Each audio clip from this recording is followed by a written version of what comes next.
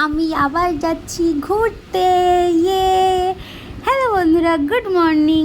তো এখনও মর্নিং হয়নি, এখন বাজে 3:45, রাত 3:45, আর বাইরে প্রচণ্ড বৃষ্টি হচ্ছে। তোমাদেরকে দেখাচ্ছি, দাঁড়াও। এই দেখো আকাশের অবস্থা, সেই রাত 3টে থেকে বৃষ্টি হচ্ছে। এতদিন বৃষ্টি হয়নি, আমাদের যেই বেরোনোর দিন এলো সেই দিনকে বৃষ্টিটা হতে হলো। যাই হোক, বৃষ্টি তুই হ, আমাদের তো বেরোতেই হবে, সেই জন্য আমরা বেরিয়েই পড়লাম। আর এটা ছিল আমাদের ফার্স্ট বাইক ট্রিপ। ইয়ে, আমি তো প্রচণ্ড এক্সাইটেড ছিলাম যাওয়ার জন্য। আর এই বৃষ্টির জন্য আমাদের বেরোতে বেরোতে অনেকটাই লেট হয়ে গেছে। আমাদের বেরোনোর কথা ছিল ভোর 4টে, আর এখন বাজে 5টা, মানে সকাল হয়ে গেছে। আর রাস্তাতে বৃষ্টি চলে এসেছিলো, সেই জন্য আমরা একটা দোকানে দাঁড়িয়ে রেনকোটগুলো পরলাম, আর এখানে সবাই মিলে একটু চা খাচ্ছি। আমরা মোট যাচ্ছিলাম 6জন, আর এখানে আমরা যে দাঁড়িয়েছিলাম আমাদের সাথে একজন জয়েন করবে বলে সেই জন্য আমরা দাঁড়িয়েছিলাম।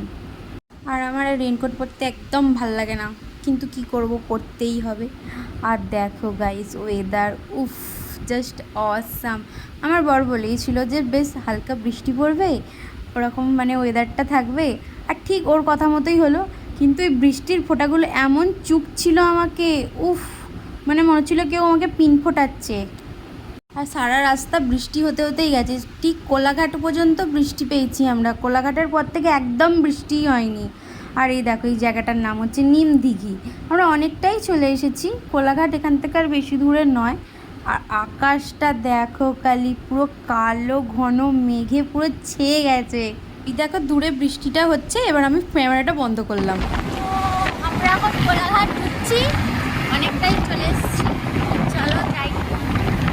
ফার্স্ট টাইম দারুণ এক্সপিরিয়েন্স, তার সাথে বৃষ্টি, মাথা খারাপ করে দিচ্ছে আমার।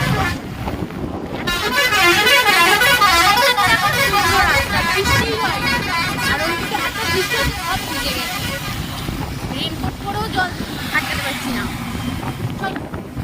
এই রাস্তাটা কি দারুণ, সাইডে গাছ, মাঝখানে রাস্তা। ওয়াও।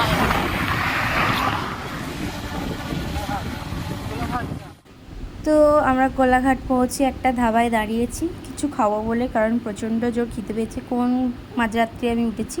তো আমরা এখানে নিয়েছি ডিম টোস্ট আর চা। চলো খাই, খেয়ে দিয়ে এবার আমরা বেরোই। তো এবার সোজা কোথায় যাচ্ছি বলেই দিই, মন্দারমণি। ইয়ে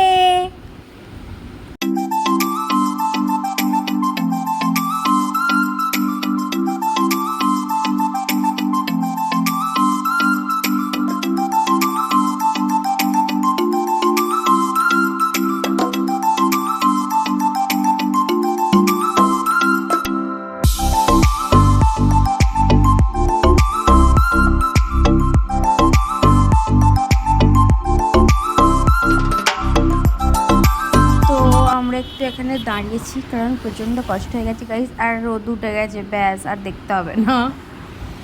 ফাইনালি গাইস, আমরা কাঁথিতে ঢুকেছি বহু যুগ পর। সব কিছু আসছিল, কাঁথি আর আসছিল না, এখন এসেছি। এই যে আমরা এখন কাঁথিতেই ঢুকেছি। আজ এই জায়গাটা দেখো কি সুন্দর, এখানে মাছ ধরে, কত জাল, মানে এখান থেকে মাছ ধরতে আর কি যায় হয়।